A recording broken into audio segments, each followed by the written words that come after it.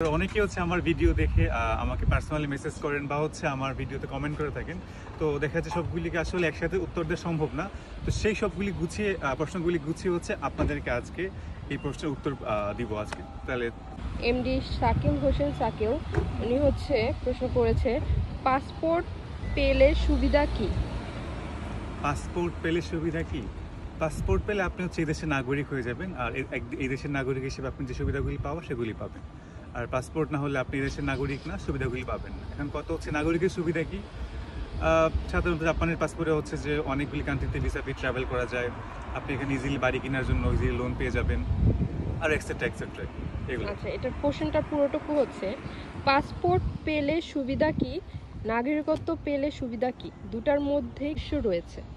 আচ্ছা, আমি বলি, পাসপোর্ট আর নাগরিকত্ব দুইটা ভাই একই জিনিস। যে নাগরিক আসলে সেই পাসপোর্টটা পাবে, এটা নিয়ে আমার সাথে একটা ভিডিও আছে।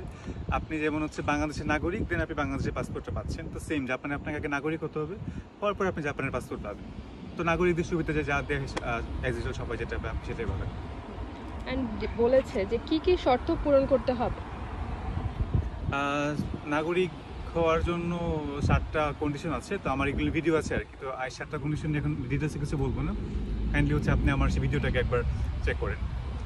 তার মধ্যে হচ্ছে যে মেজর একটা কন্ডিশন, সেটা হচ্ছে আপনাকে জাপানে 5 ইয়ার্স থাকতে হবে, তার মধ্যে 3 ইয়ার্সের ওয়ার্ক পারমিট থাকতে হবে, আর আপনার বাকি সব ট্যাক্স বা আদার্স যেগুলো এগুলি টোটালি পে করতে হবে, প্লাস কোনো প্রকার ক্রিমিনাল রেকর্ড থাকা যাবে না।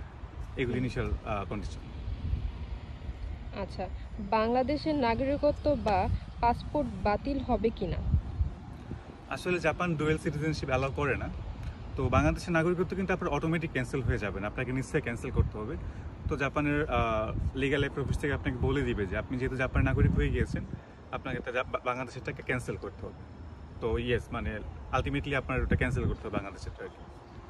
আরেকটা কোশ্চেন হচ্ছে ওনারই, ভবিষ্যতে স্ত্রী সন্তানেরাও নাগরিকত্ব পাবে কিনা?